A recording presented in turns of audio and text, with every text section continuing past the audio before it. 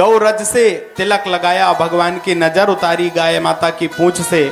और सुखदेव जी कहते हैं राजन, भगवान को माताएं घर लेकर आ गईं और नंद बाबा के साथ ब्रजवासियों ने मिलकर पूतना के शरीर के कई टुकड़े करे और उन टुकड़ों को करके बहुत सारी चिताएं बनाई गईं। इतनी बड़ा शरीर एक चिता में जल नहीं सकता था, बहुत चिताएं बना दी गईं। उन चिताओं को महाराज जलाया गया, चंदन सी खुशबू आने लगी, महकने लगी। बोले भैया ये उल्टा राक्षसी चंदन सी महक रही है, क्या बात है? बड़े बूढ़ों ने कहा हमारे लाला ने इसको स्पर्श कर लिया है, इसलिए ये चंदन सी महक रही है। शरीर छोड़ के सीधी पहुंची भगवान के धाम बैकुंठ।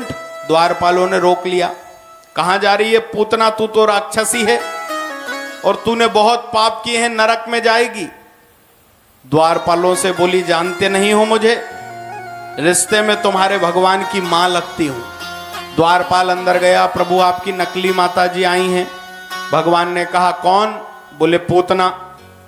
भगवान ने कहा नहीं नहीं, नकली मत कहो। अरे पूतना ने काम तो वो ही किया है जो एक माँ करती है। हर एक माँ अपने बच्चे को स्तनपान कराती है, दूध पिलाती है। पूतना ने भी मुझे दूध पिलाया, वो नकली नहीं, वो मेरी माँ के ही समतुल्य है। और कौशल्या देव की मैया को जो गति बाद में मिली, पूतना को वो गति भगवान ने पहले दे दी, मात्र के समान सुख प्रदान किया।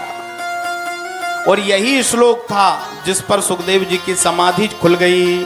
अहो वकीयम स्तन कालकूटम जिघांसया पाय यदप्यसाध्वीं लेभे गतिम धात्र्युचितां ततोन्यम कं वा दयालुं शरणं व्रजेमा। अहो वकीयम स्तन कालकूटम, जो कालकूट विष को अपने स्तनों में लगा करके आई, जहर पिलाकर मारने की भावना से जो पूतना आई, उसको भी माता की सी गति प्रदान कर दी। इतना दयालु दुनिया में गोविंद के सिवा दूसरा कोई नहीं हो सकता। हमें तो कोई तीसरा व्यक्ति यदि आकर कह देना कि फलाना व्यक्ति तुम्हारे विषय में ऐसा बोल रहा था, तो हम उसके दुश्मन बन जाते हैं। सच्चाई का पता नहीं है अभी हमें कि महाराज वास्तव में उसने हमारे आमने सामने कुछ कहा हो, नहीं, किसी तीसरे ने बताया कि फला व्यक्ति तुम्हारे लिए ये कह रहा था, बस उसकी बात सुनकर ही हम दुश्मनी मान लेते हैं। और ऐसी बहुत सारी गलतफहमियां हैं जिसने हमारे घर, समाज, परिवार, मित्रों में आपस में एक दूसरे के प्रति बैर पैदा करके रखा है, दुश्मनी बना करके रखी है, केवल उन गलतफहमियों ने। क्यों? क्योंकि किसी तीसरे की बात सुनकर के हमने दुश्मनी मान ली है। हम अब उसके बुरा सोचने लगे, ईर्ष्या करने लगे, द्वेष करने लगे उससे। जो साक्षात मारने के लिए आई, भगवान ने उससे भी दुश्मनी नहीं करी, उसको भी माता बना दिया। भगवान हमें सिखा रहे हैं कि महाराज भगवान तो जो साक्षात सामने मारने आई, उसके भी दोषों को भगवान ने नहीं देखा।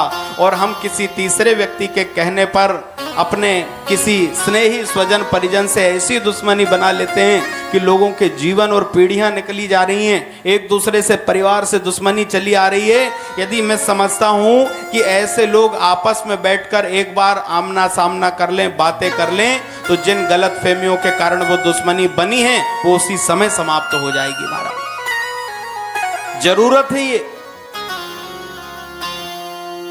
बहुत सारे रिश्ते इसी में टूट जाते हैं, लोगों में मन मुटाव हो जाता है और गलतफहमियां पूरा जीवन बिगाड़ देती हैं। अकारण किसी से ईर्षा, अकारण द्वेष, अकारण दुश्मनी, शास्त्र इसकी आज्ञा नहीं देता। कोई भी आपसे कभी भी ये कहे कि फलाने ने आपके लिए ये कहा है, ये बात है, तो आप उस बात को मानने से पहले एक बार पुष्टि करें, आमने सामने मिलें। और यदि फिर व्यक्ति कह दे कि हाँ मेरी आपसे इसलिए दुश्मनी है, तो अलग बात है, ठीक है भैया, एक तुम्हारा रास्ता अलग, हमारा अलग, दोनों अपने अपने रास्ते पे रहेंगे।